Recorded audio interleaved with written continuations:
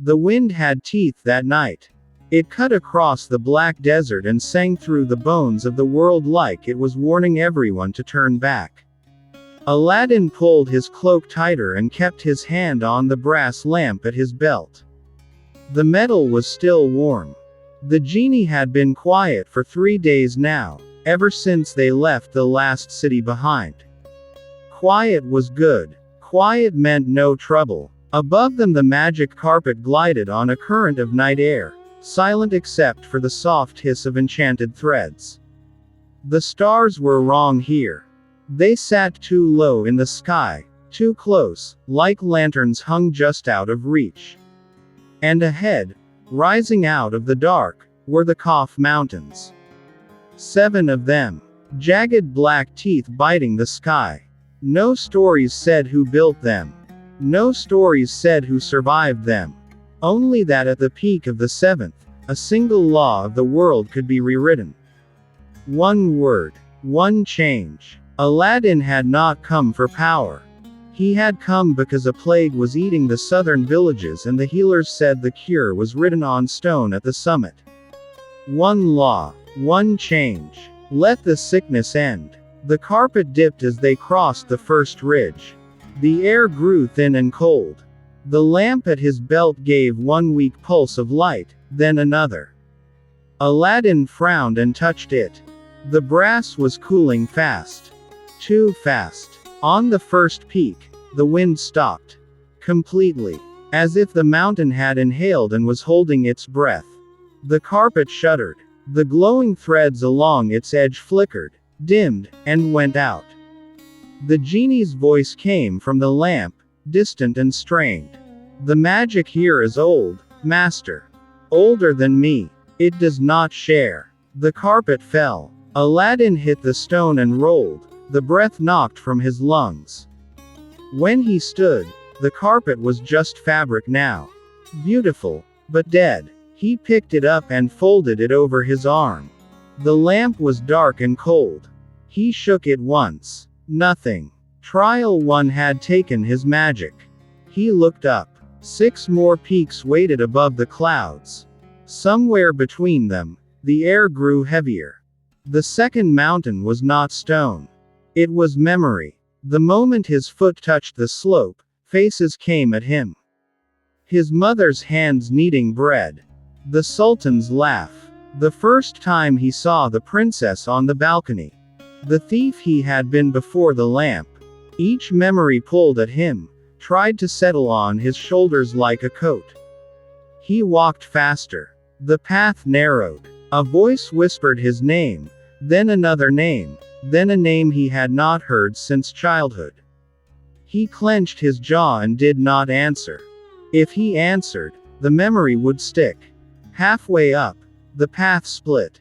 One way was easy, wide, lined with everything he had ever loved. The other was sharp rock and cold rain. He chose the rock. The easy path dissolved behind him.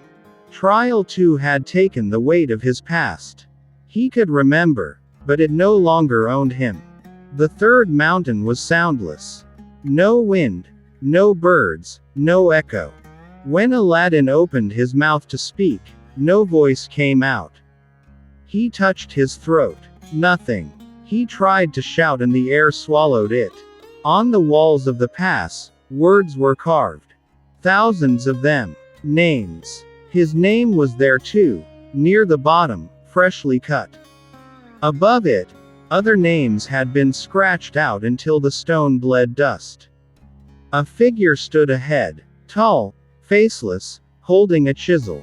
It pointed at Aladdin, then at the wall. An offer. Give your name, and pass. Keep it, and stay. Aladdin thought of the villages dying while he stood silent. He stepped forward and with a piece of loose stone, he struck his own name from the wall. The dust fell. The faceless figure nodded and stepped aside. Trial 3 had taken his name. The mountain would not call him, and neither could anything else that hunted by name.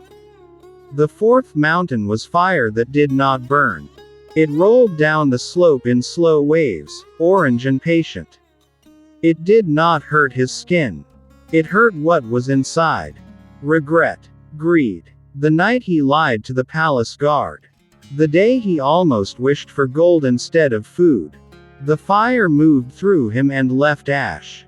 He coughed and kept walking, eyes watering, because crying would have fed it. Trial 4 had taken his guilt. The fifth mountain was water that ran uphill. A river of glass, climbing toward the peak.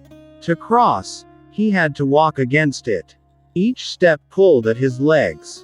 The current whispered promises. Rest here. Turn back. The water knows the way down. He planted his feet and pushed. The river rose to his knees, then his waist. It tried to lift him and carry him away from the summit.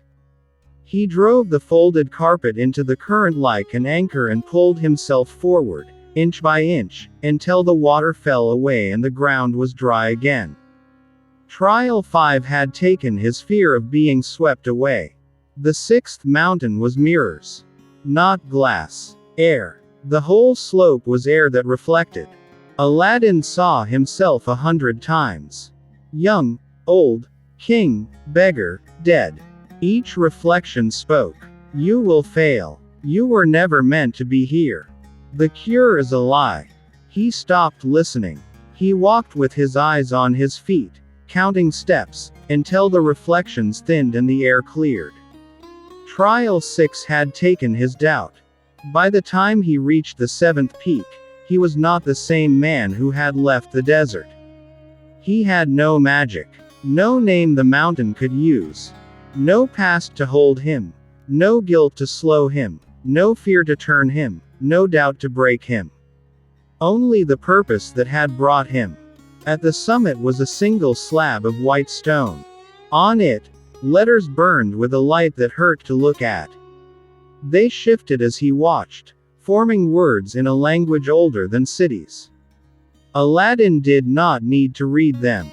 He knew what they said. One law, one change. Speak it, and the world obeys. He knelt. The wind returned, gentle now. Somewhere far below, he thought he heard the genie's voice, faint, proud. He placed his hand on the stone. He thought of the villages, of children with fever, of mothers waiting, and he spoke the only words he had left that mattered. Let no child die of this sickness again. The light flared. The stone cracked down the middle and went dark. The sky above the Kaf mountains cleared all at once, as if a hand had wiped it. Far away, beyond the desert, someone sneezed, then laughed. Aladdin stood. His legs shook. The lamp at his belt was still cold. The carpet was still just cloth. But the air tasted different. Cleaner. He began the long walk down. Behind him, the 7 mountains watched. They had taken magic, memory, name, guilt, fear, and doubt. They had left behind a man. And that, it turned out, was enough.